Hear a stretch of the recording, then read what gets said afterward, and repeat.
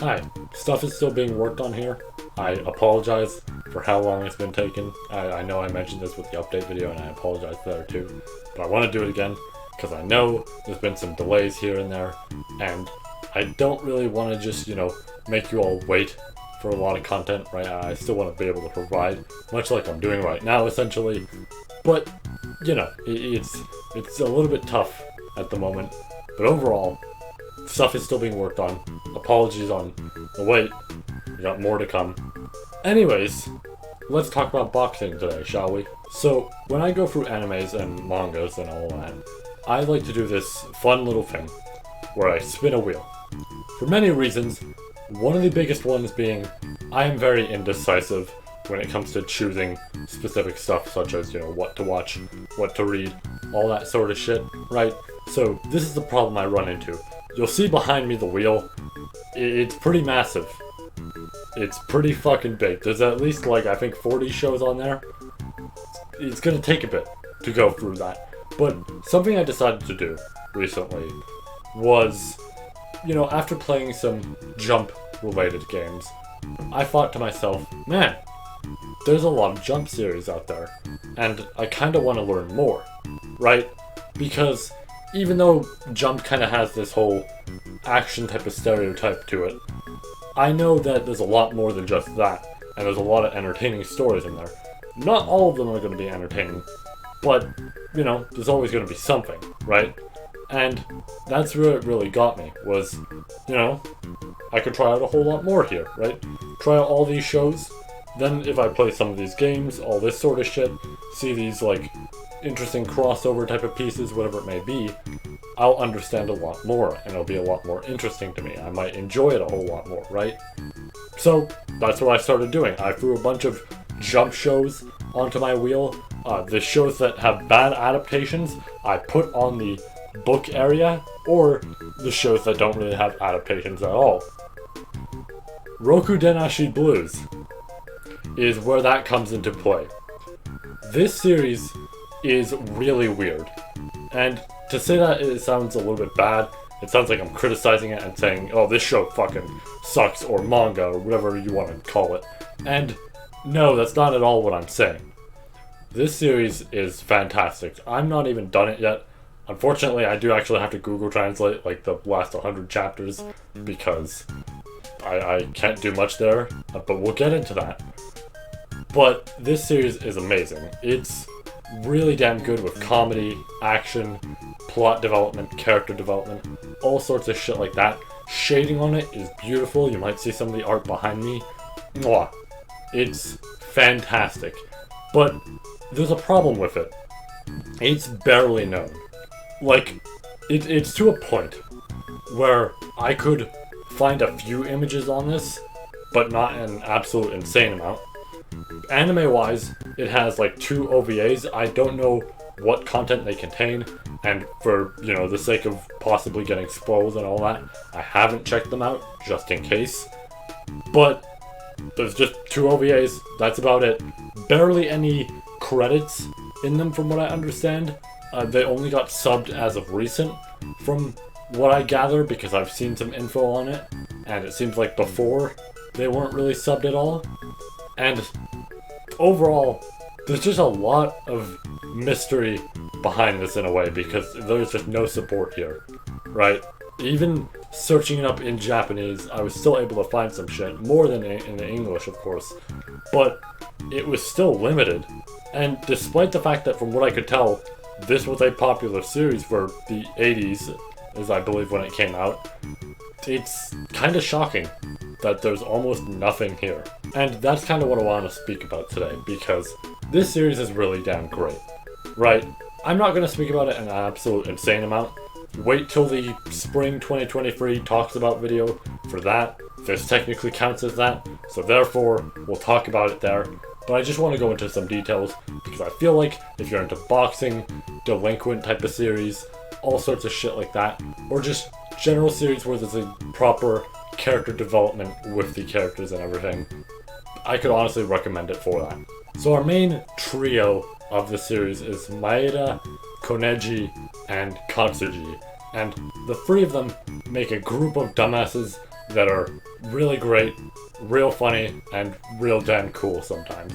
It's really just interesting to see them act alongside each other because their chemistry in a way works super damn well. They bounce off each other really great, and it makes a lot of the humor really damn good. But also, let's just talk about Maeda himself a little bit here. His character, when you start the series, he just seems like kind of an asshole. Like, it seems like he has some morals here and there, but overall, it seems like he's just an asshole. Except, you get further in, and he's not. He's a lot more caring, there's a lot more respect to him and everything. He fucking cries during, like, certain sob stories that people have regarding their past or whatever it may be. He also is very gullible, but, you know, still, he'll cry during that as well. But there's something interesting about him that I like a whole lot, and it's the trust that he essentially builds. Maeda's a good person. He's a bit of a delinquent. A bit is honestly an understatement, but he's a delinquent and kind of an asshole sometimes, but overall, he is a good person deep down. And something interesting with him is how he builds over time, and he builds these connections with all the characters he interacts with. Weird comparison to make, I know, because this sort of series is the opposite of that, but I'm gonna make the comparison anyways. ReZero. Let me just make this comparison with it. With ReZero, it's kind of similar, because with a few characters here and there, but mainly Subaru himself, you know, the main character, there's these connections that get built over time. But to start off, it kind of starts off as, here's all these characters, right? They might not view him in a good light. They might view him as just this complete nobody, a stranger, an enemy, whatever it may be. But over time, because of the shit he does, all this courageous stuff, stepping in for others, helping them, all sorts of shit like that, it builds, right? And over time, more and more people trust him to the point that they are his friends, they're his allies, all sorts of shit, right? Maeda is pretty much the exact same scenario. He starts off being an asshole to a whole lot of people, but these people, slowly but surely, grow to trust him to the point that they are legitimately willing to die for him. They will get into fights where they could die, right? And the only solution there to not die would be, you know, to tell them Maeda's location at the moment, or whatever it may be, and they do not give a shit. They will not say anything about where he's at, whatever it may be. They will not rat him out because they have that much trust in him. And it is genuinely beautiful. I know it's almost odd to say that about an action delinquent type of series like this, right? But it's genuinely beautiful to see all that shit. And you know what the wildest part of this is? All this shit happens, right? All these genres in a way, right? And also what I mentioned here happens in a series about boxing. One of the biggest focus here